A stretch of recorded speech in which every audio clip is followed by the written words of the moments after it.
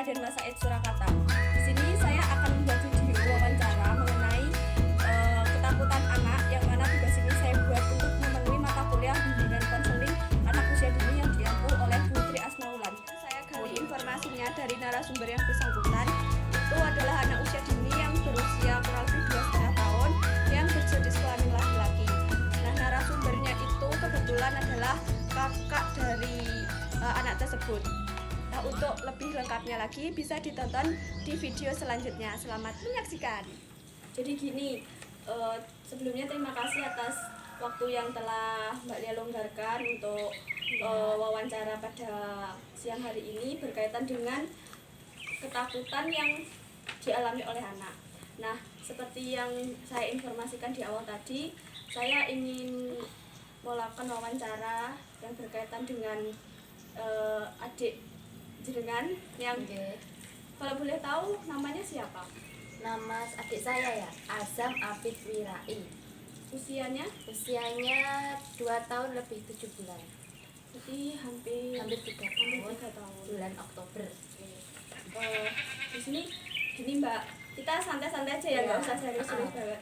Nah, di sini kan saya dapat tugas untuk mewawancarai orang tua anak usia dini, tapi kebetulan karena orang tua jenengan itu lagi sibuk dan yang bisa diwawancara itu jenengan, jadi saya minta data-data yang saya perlukan pada wawancara kali ini. Nah, berkaitan dengan masalah ketakutan, saya ingin menanyakan beberapa hal tentang ketakutan yang mungkin dialami oleh adik jenengan. Itu apa ya? Ada nggak sih kayak gejala psikis yang ditunjukkan ketika adik sampean itu mengalami ketakutan, atau apa ya, sering kali adik sampean itu merasakan ketakutan apa tidak? Ketakutan bila ada yang menakuti biasanya. Contohnya, pas adikku itu ono seseorang nggak dikenal, mungkin anak sing kayak nak gitu, biasanya menjerit kadang, terus apa tuh lari, delik, ada yang gurih lawang, gitu. Ada yang kayak melayu-melayu, guys, gak karuan jaluk gendong. Oh, jadi takutnya itu karena ada orang asing yang ada orang nakut-nakuti asing, ya. Adiknya gitu. Terus apa ya?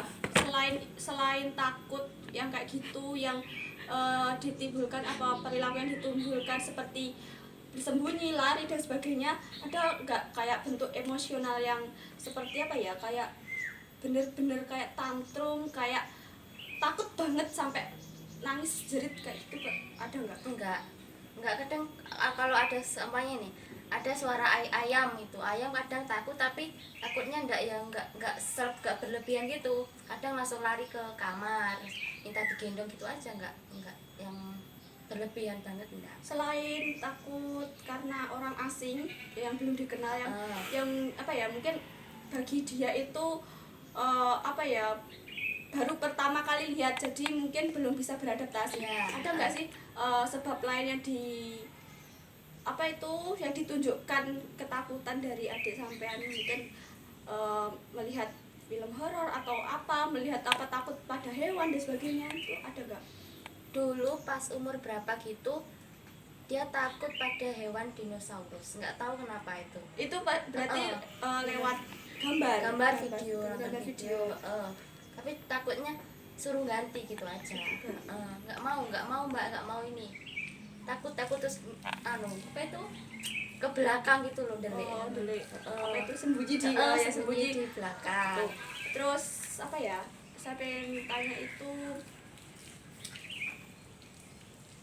ketika adik sampean itu takut yang disebabkan mungkin karena dinosaurus itu ya, ada nggak sih efek ke depannya atau apa ya, kayak bentuk trauma kayak gitu? Ada sesuatu yang membuat dia trauma karena ketakutan? Enggak Tidak, berarti bisa disimpulkan ketakutannya itu masih wajar ya, sebatas wajar ya, tidak takut secara berlebih. Maksud saya itu mungkin ada suatu hal yang tiba-tiba membuat adik sampean itu takut, nangis tuh, ada nggak? Kayak hal yang tiba-tiba gitu loh. Apa ya, kayak mungkin waktu dia bermain terus tiba-tiba dia tuh nangis, itu pernah nggak? Mungkin terus tapi tanpa sepengetahuan kita, kayak gimana ya, ketika dia main sendiri, asik main sendiri terus tiba-tiba nangis. Pernah. Kenapa? Gak tahu, tiba-tiba pokoknya pas main tiba-tiba nangis gitu aja. Ada apa dek, anak apa, cuma nangis aja, nggak ngasih Hanya nangis apa-apa gitu. cuma nangis aja. Terus dari bentuk-bentuk ketakutan adik sampean yang sampean jelaskan, baik itu penyebabnya dari orang asing, terus hewan itu tadi yang sampean sebutkan, itu ada cara yang khusus untuk menangani ketika adik sampean itu mengalami ketakutan?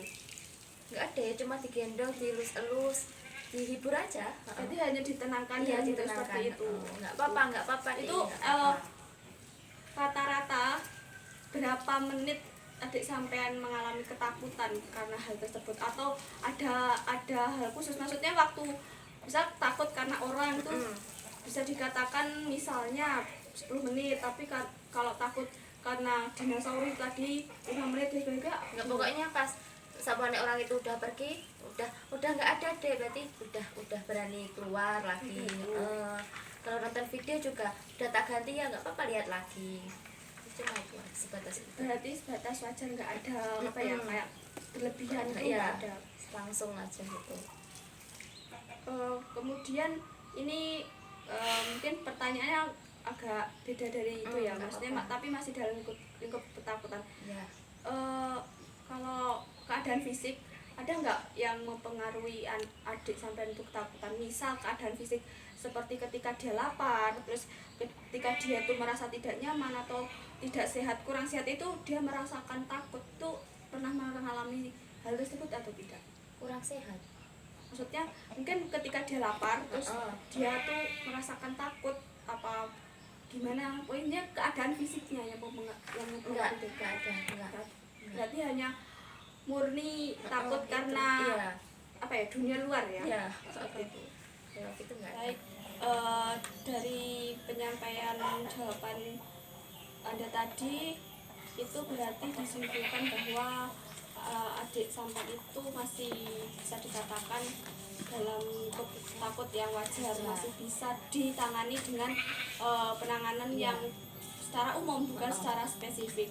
Dan mungkin pesan dari saya untuk apa itu solusi yang diberikan ketika anak itu mengalami takut itu yang benar. Yang pertama itu adalah apa itu penenangan dari orang tua, terutama kalau orang tua itu tidak ada atau lagi sibuk dan apa ya, intinya orang tua tidak ada, mungkin orang-orang terdekat seperti kakak, seperti sampean sendiri, atau ya orang-orang yang mungkin nenek, kakek dan sebagainya, itu pertama itu mungkin penanganan apa ya, memberikan penenangan lah.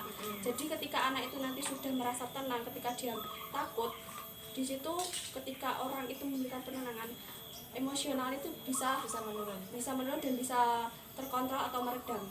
Nah, jadi di sini tugas orang tua terutama itu ketika anak itu mengalami ketakutan itu adalah memberikan penenangan secara sepenuh hati.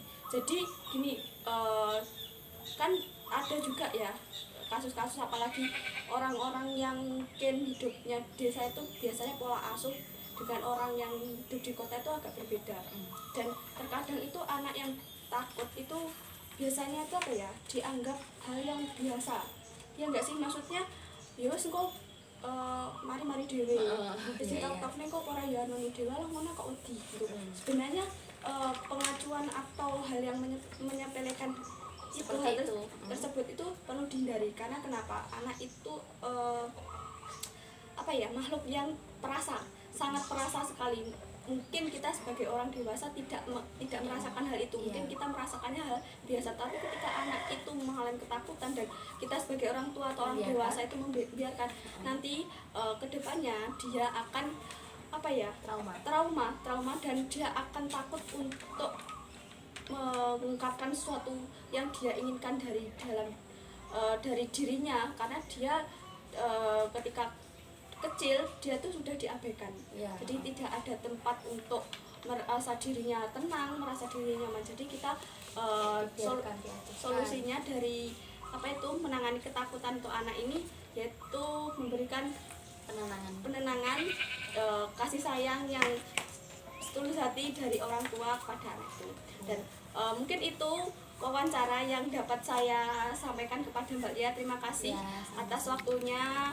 Semoga kedepannya keluarga Mbak Lia dan adik sampai itu bisa sehat selalu dan diberi keberkahan oleh Allah Subhanahu wa taala. Sekali lagi terima kasih dan mungkin cukup sekian.